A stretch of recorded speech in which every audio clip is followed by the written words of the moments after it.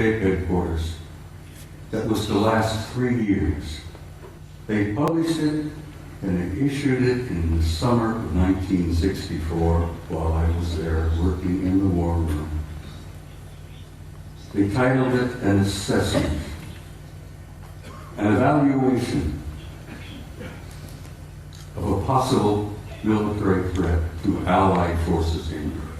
So, the conclusion was there were 4 different groups involved. They had been coming here for a very, very long time. Apparently, they were not malevolent or hostile. The question was, what the hell are they doing here? Why are they here? And why? The idea when I found out that they had erased 40 rolls of film involving several thousand individual shots about what really happened up there, I became so furious that I could have punched the director of NASA in the nose. I have some film that they preserved that was not destroyed. Gentlemen, put up the next picture for me.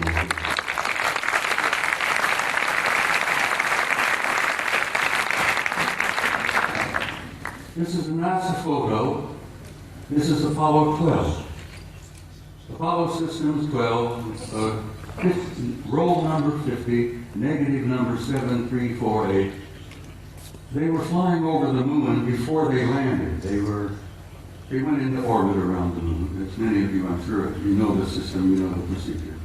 They went into orbit around the moon, and while they were there in orbit around the moon, a number of anomalous artifacts began showing up, showing interest in them. Next picture, please. This picture was taken by Neil Armstrong while they're looking out of the window of their little craft. This object flew by. There's the moon in the background, of course. There's this object that flew by the window of that little craft that they were riding in. Neil took the Hasselblad camera that he had, put it up the window and snapped this picture. 51, negative number 8, what is it, 8653 or something like that.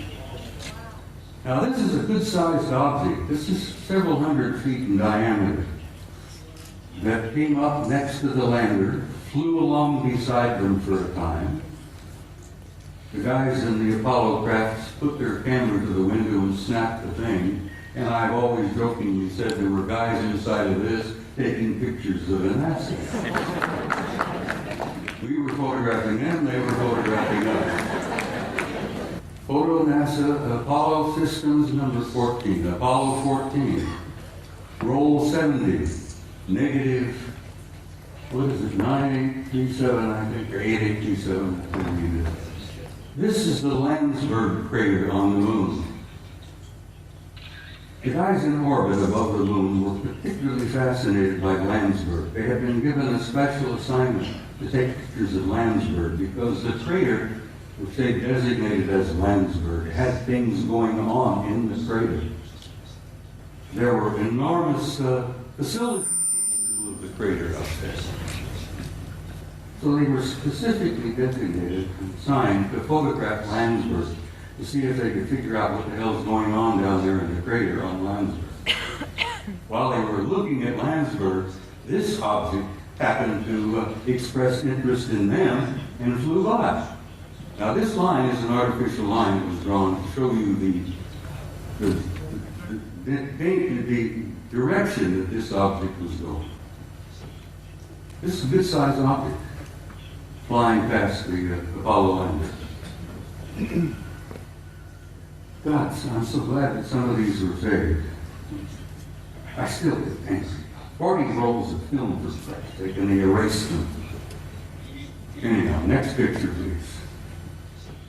It's the same photo of Landsberg, but with the next negative, 9838, of this object here, flying by. Next picture. Now we're getting into some nitty-gritty. I want to give you just a brief little bit of history here.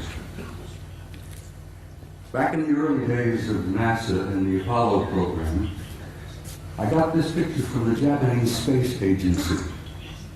the Japanese NASA.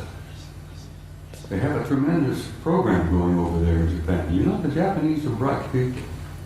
So the Japanese Space Agency had signed a contract with NASA years and years ago to buy copies of every picture NASA took during the Apollo program.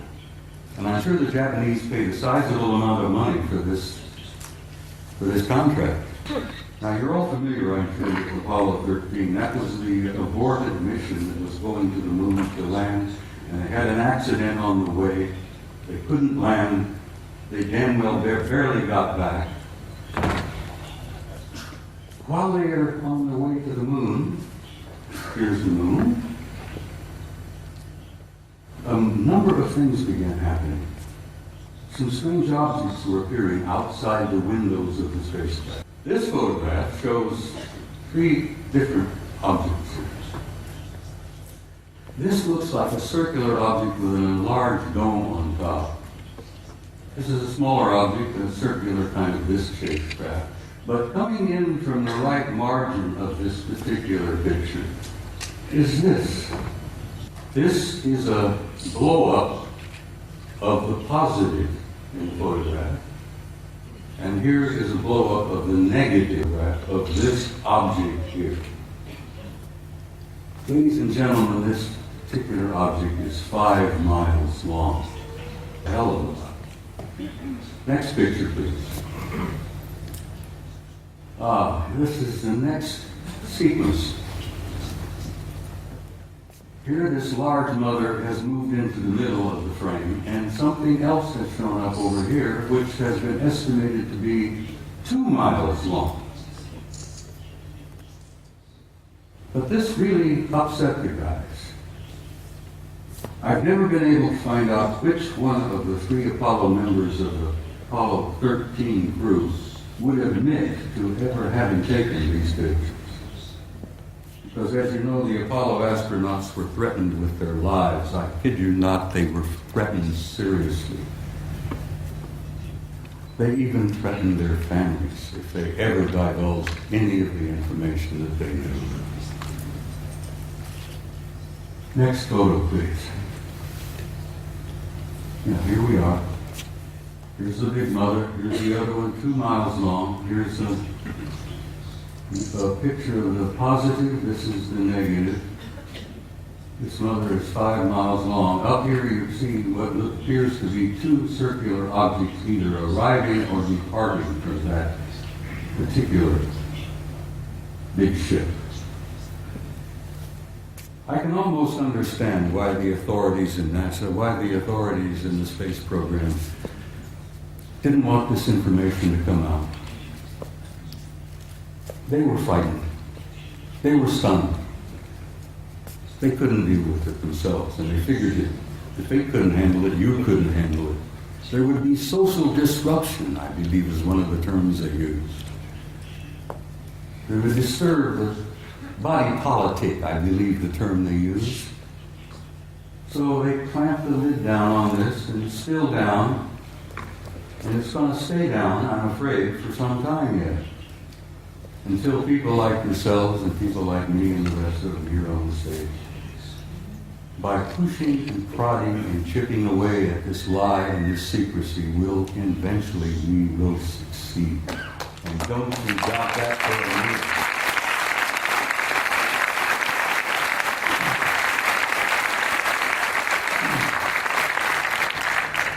Now I'm in for another photograph that I think will shock you some.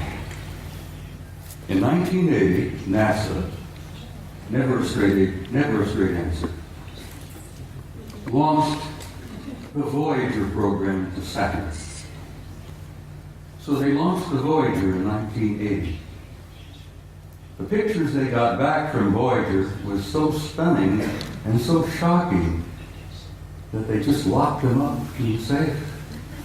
Well, this is the A-ring, and here is an object that is self-luminous, obviously artificial, larger than our moon. It seems to be moving all around throughout the rings of Saturn among the moons of Saturn. And Saturn's got a couple of dozen moons. This object here, as I said, larger than our moon, moving all around apparently under intelligent control in the rings of Saturn. Now, try for a moment, if you can, to imagine a kind of a technology that is capable of constructing something larger than our moon, that's artificial, that moves around wherever it wishes to go, that's probably got several thousand guys inside. That is shocking to some people. Next picture, please. This is the piece de resistance, I guess, as the French say.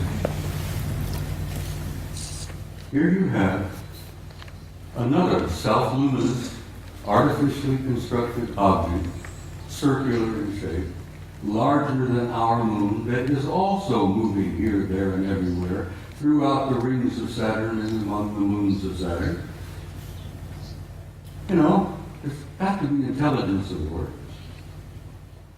But this is the one that really blew the NASA people on the Voyager program out of the water. This object, this is an object, guys, is 2,000 miles long. It's 400 miles in diameter, and it's an artificially constructed. Norman calls them an electromagnetic vehicle. Now, for your own interest, I suspect most of you suspect this, but you are all members of the 0-0 type civilization. Beyond us, hopefully in a century or two, we might become a type 1. But this is a representation of a type 2 civilization. And Michio Kaku, the famous Japanese-American physicist in New York, has put out this concept about type 0, 0, 1, 2, 3, and 4 of the kind of advanced cultures and civilizations we will probably meet out there. Well, in probably meet out there, we've already met them. They're here. They're in our midst.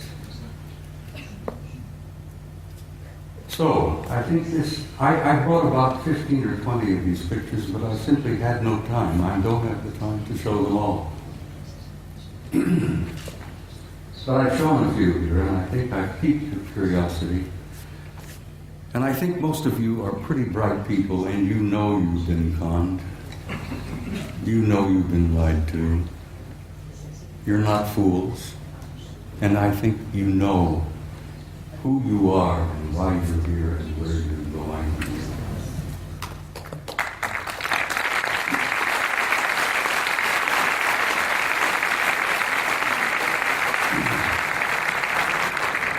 Next photograph, please. This is a photograph taken by our Mariner space vehicle that we launched back a number of years ago. You know, ships coming and going. But it's not an airport, it's very likely a spaceport. It is on the surface and it's on the equator of Mars. Next picture, please. This was published in a German magazine, but this is a Soviet photo. This is from their Phobos 2 spacecraft. This is a city under the surface of Mars that is the size of Chicago. Chicago is one of our biggest cities. Several million people live in Chicago. This is under the surface. You can see the city block. You can see the breakdown here, portions of the neighborhoods, whatever it is. But it's generating an enormous amount of heat. And they picked this up on the infrared when Phobos is going around the planet and snapping pictures like crazy. And the Soviets were pretty open about releasing some of their photos, contrary to the United States, where lying has become a fine art. Don't get me started on my politicians.